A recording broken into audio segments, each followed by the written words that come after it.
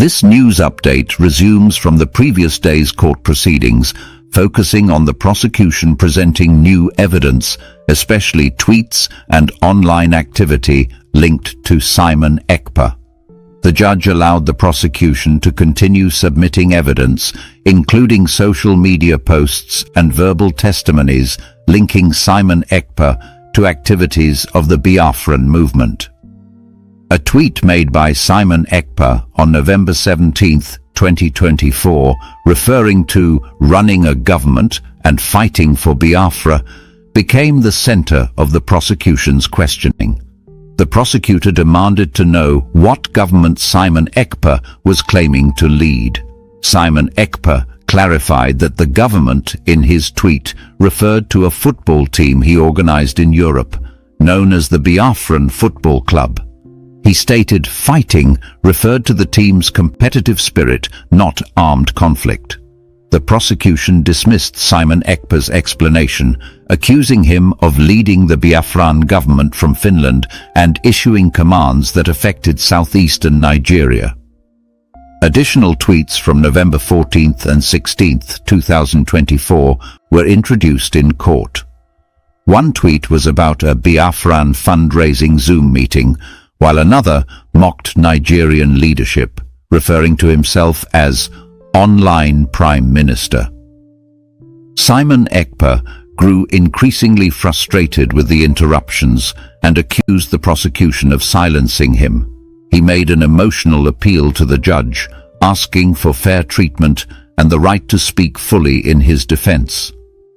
In a heartfelt speech, Simon Ekpa said he felt unheard, disrespected, and denied his basic right to respond to allegations without being cut off, urging the judge for a chance to present his case properly. The judge finally allowed Simon Ekpa to respond directly to the tweets. Simon Ekpa explained that the fundraising efforts were to help displaced persons in southeastern Nigeria and questioned whether humanitarian efforts were now considered criminal. Simon Ekpa's passionate defense and calm explanations, despite pressure, reportedly stirred positive reactions in the courtroom, leading to what was described as celebrations for his composed and dignified performance under cross-examination. Simon Ekpa strongly defended his tweets in court, clarifying that they were part of his activism, humanitarian efforts, and content creation, and not meant to be taken as literal threats or incitements. He explained the meaning behind being called online Prime Minister, stating that he accepted the title in a humorous or symbolic way, not in a formal or political sense. Simon Ekpa used his passport as evidence to prove that he was in Finland on the date the prosecution claimed he incited actions in Nigeria, invalidating the claim of his physical involvement there. He challenged the relevance of tweets presented by the prosecution, pointing out that tweets like, "Stop your president from breathing online," were clearly metaphorical and not inciting violence. Simon Ekpa's lawyer intervened to request a pause in cross-examination, citing Simon Ekpa's mental and emotional fatigue and arguing that the intense questioning was becoming unfair and oppressive. The judge rejected the adjournment request, insisting that all conversations and cross-examinations must be concluded on the same day for procedural efficiency. More tweets and even private Facebook messages were presented by the prosecution, aiming to establish a pattern in Simon Ekpa's social media behavior, though Simon Ekpa continued to defend each post. Simon Ekpa was granted permission to meet family and friends after court, and this led to emotional moments as he smiled, embraced people, and received support from well-wishers. Unauthorized videos and pictures of Simon Ekpa taken after the hearing caused concern, as the court requires strict permission for such recordings, and one of the posters had to delete her uploads. On the morning of Wednesday, the 18th day of June in the year 2025, the small but tense courtroom in Lahti, Finland, came alive once again. The trial of Simon Ekpa a dual citizen of Nigeria and Finland, had entered a new and emotionally charged phase. By now, the proceedings had stretched into several days of heated exchanges, legal arguments, emotional testimonies, and intense public attention. The crowd gathered early, with supporters and observers standing outside the courthouse gates, many of them clutching small flags that bore the rising sun symbol, which is associated with the Biafran movement. Despite the distant geographical and political reality of Nigeria, the echoes of its internal conflict were felt in this quiet Nordic court. The courtroom proceedings resumed just after 10 o'clock in the morning. As soon as the judge walked in and the court was called to order, the lead prosecutor stood up with a thick file in her hand. It was evident that the state was not done presenting evidence against Simon Nyoku Ekpa. What followed would set the tone for one of the most emotionally volatile and legally intricate days of the entire trial. The prosecutor began by reminding the court of the theme that had dominated the previous day's hearing: the use of social media as a weapon. She insisted that Simon Nyoku Ekpa, through his online posts, videos, tweets, and private messages, had played an active role in influencing separatist sentiments and unrest in southeastern Nigeria, despite being thousands of kilometers away in Finland. She said the court must view these online activities not as harmless commentary, but as targeted political action with real-life consequences. Then, she presented the centerpiece of her new round of evidence, a tweet posted by Simon Nyoku Ekpa on the 17th of November in the year 2024. In that tweet, Simon had written about running a government and fighting for Biafra. The words were bold, direct, and unmistakably political. The prosecution seized on these two phrases and focused their entire morning questioning around them. Turning to Simon Ekpa, the prosecutor asked firmly, "Mr. Simon Nyoku Ekpa, which government were you referring to when you said you were running one? And who exactly are you fighting, and for what?" Simon Ekpa, sitting upright with his lawyer by his side, took a deep breath. He looked calmly at the judge before answering. "Your Honor," he began, his voice steady but filled with emotion. "When I used the word government, I was not talking about any national or political entity. I was referring to a football club, yes, a sports team that I started here in Europe. The team is called Biafran Football Club. It is made up of immigrants and young people from different backgrounds. The term fighting meant our team was showing strength and passion on the football field, not fighting in any armed or violent sense." There was a brief moment of silence. The explanation was unexpected and, to some, a bit surprising. The courtroom was still. The prosecutor, however, was not impressed. She dismissed the explanation with a wave of her hand, accusing Simon of trying to hide behind language and symbolism. She said the court must look beyond surface meanings and see the underlying pattern. She argued that Simon Nyoku Ekpa was using metaphors to hide the real intent of his messages, which, according to her, were to mobilize supporters for the Biafran separatist cause and challenge the authority of the Nigerian state.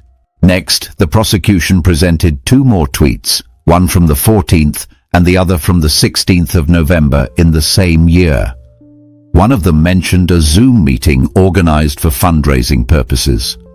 The other tweet openly mocked Nigerian leaders and jokingly referred to Simon as the online Prime Minister. Again, the prosecution insisted these were not jokes or online banter, but strategic tools to manipulate emotions and fund a political rebellion. At this point, Simon appeared visibly frustrated. As the prosecutor interrupted him during his attempts to explain, he turned directly to the judge. "Your Honor," he said, now with a deeper and more passionate tone, "I am being silenced. I am not being allowed to explain myself fully. Every time I speak, I am cut off. I came to this court in good faith. I am here to defend myself openly and honestly. I ask for fairness. Please let me speak." The courtroom felt the weight of his words. For a moment, even the prosecutor stood silently. Simon continued, his voice now carrying more emotion. "These tweets they are showing, they do not reflect violence. They reflect activism. They reflect my concern for a people who have suffered for decades. The fundraising I spoke about was for displaced persons, real people, real children, real families who lost their homes due to insecurity in southeastern Nigeria. Are we saying now that helping the helpless is a crime?" The judge nodded and allowed Simon to continue his explanation. The tone in the courtroom shifted. Where there was tension, now there was something warmer, an emotional undertone of sympathy, understanding and interest. Simon took this opportunity to make his points more clearly. He said that none of his tweets were written with the intention to incite violence. He said he often used humor, exaggeration, and symbolic language to communicate with his followers, most of whom understood the spirit of his messages. When asked about the title, Online Prime Minister, Simon explained it was a nickname given by his followers. "It is symbolic," he said. "It is a way of saying I represent their voice online, not that I govern any country." Then came one of the most dramatic moments of the trial so far. Simon's lawyer, a soft-spoken, middle-aged man with a calm demeanor, stood up and presented Simon's travel documents. They showed that Simon Nyoku Ekpa was in Finland at the exact time the Nigerian authorities alleged he incited violence in the southeastern region of Nigeria. This detail alone created a ripple in the courtroom. It challenged a major part of the prosecution's argument that Simon had directly orchestrated unrest from abroad. Simon used this moment to question the deeper motive behind the case. "What exactly am I being tried for?" he asked. "For speaking up for people? For organizing football matches? For creating online content? For raising money to feed the hungry and shelter the homeless?" The prosecution returned with more online material, including private Facebook messages and more tweets. Some of these messages were critical of Nigerian leadership. Others contained sarcastic or aggressive language. But with each post presented, Simon calmly explained the context. He said he was engaging in digital activism, not planning a military operation. He drew a line between being a critic and being a criminal and asked the court not to confuse the two. However, the intensity of the cross-examination started to take its toll. After more than 2 hours of back-and-forth questioning, Simon's lawyer stood and made a formal request. He asked the court to pause the session. "My client is tired," he said. "The mental and emotional pressure is mounting. We ask for a break." But the judge refused. The judge explained that all sessions must be concluded that day, according to the court's internal scheduling. "We must finish this hearing before closing," he said, "for the sake of justice and procedural efficiency." Simon sat back in his chair, rubbed his eyes, and took a sip of water. He did not protest. Instead, he continued to answer the prosecution's questions, though his voice now had a slightly slower and wearier tone. Later in the afternoon, something unexpected happened. After the court session had ended, Simon was granted a few minutes to meet with close friends and family who had attended the trial. This small gesture turned into a deeply emotional moment. As he stepped out of the courtroom into the hallway, he was greeted with soft claps, warm embraces, and whispered prayers. A few supporters quietly sang a song in the Igbo language, expressing their admiration and encouragement. Simon smiled, clearly moved. He hugged his mother, who had tears in her eyes, and shook hands with younger activists who had traveled from different parts of Europe to be there. Someone took a picture of him, and another person recorded a short video, hoping to share the moment on social media. But soon, A court official stepped in and reminded everyone that no unauthorized recordings were allowed inside or near the courtroom. One supporter, who had uploaded her pictures to a messaging group, was later ordered to delete them. While the incident was minor, it served as a reminder that this was still a legal process and rules had to be followed strictly. Even so, the mood outside the courthouse was light and celebratory. Simon himself remained calm and composed, even though the day had drained him. He spoke briefly to a journalist outside the building, saying, "This is not just about me. This is about justice. This is about freedom of speech. This is about standing for something." The trial is far from over. The prosecution still has witnesses to call and evidence to present. The defense will also have more opportunities to speak, and the judge must eventually deliver a verdict. But on this day, this long and emotional 18th day of June in the year 2025, Simon Njoku Ekpa stood tall, faced his accusers, and delivered what many in the courtroom described as a flawless performance. That evening, social media platforms lit up with updates. Commentators praised his composure and clarity. Videos and edited clips from his courtroom speech began to circulate online, some with subtitles and background music. Inside his home later that night, Simon reportedly spent quiet time with close family members. There was no champagne or fanfare, but there was peace. He prayed, ate a light meal, and sat in silence for a while. Outside, the world debated his guilt or innocence, but inside, he had already fought a personal battle and won. What happens next in court will determine more than just his fate. It may set a precedent for how governments respond to digital activism, for how far speech can go before it becomes criminalized, and for how deeply the internet has reshaped modern resistance movements. But for now, Simon Njoku Ekpa had reason to smile. In a Finnish courtroom, far from the land that gave birth to the Biafran dream, he had spoken, and people listened. As evening fell over the city of Lahti in Finland on the 18th of June, year 2025, the buzz surrounding the courtroom events of the day continued to ripple across continents. What had started as just another day of trial for Simon Njoku Ekpa had ended up becoming something more profound. A day of personal redemption, legal resilience, and renewed international attention on a man who has grown from a controversial voice on social media to a central figure in a complex geopolitical debate about separatism, free speech, and diaspora activism. While Simon Njoku Ekpa quietly returned to his residence later that evening, thousands of people across the world were analyzing every word he had spoken.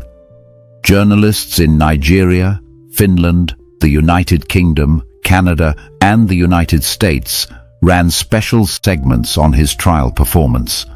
Panel discussions erupted online, and radio call-in shows buzzed with the voices of both critics and supporters. In places like Enugu, Aba, Nsukka, Onitsha, and even as far as Port Harcourt and Warri in Nigeria, Simon's name was once again being whispered in markets, discussed in university classrooms, and analyzed in security meetings. The emotional core of that day's proceedings was not just about whether Simon Njoku Ekpa had violated the law. It was about whether he was being treated fairly. And this theme, more than any legal technicality, gripped the hearts of many who watched the case unfold. Simon's emotional appeal to the judge had touched a nerve. "I feel unheard," he had said. "I feel disrespected. I have the right to speak." Those were not just courtroom statements. They were words that echoed the sentiments of many in the southeastern region of Nigeria, who have long felt politically marginalized and socially neglected. By positioning himself as someone who was being silenced for speaking out, Simon had not only defended himself legally, he had tapped into a deeper historical grievance. Inside the courtroom, even the judge, known for being strict and procedural, appeared to soften slightly after Simon's emotional outburst. Though the judge did not grant the requested adjournment, he did permit longer pauses between questions and ensured that Simon was allowed to finish each statement before being interrupted. This is the end of our news update. Please click the icon on the top right corner of your screen to watch my next video. You will enjoy it. I will see you again in my next update. Enjoy the rest of your day. Goodbye for now.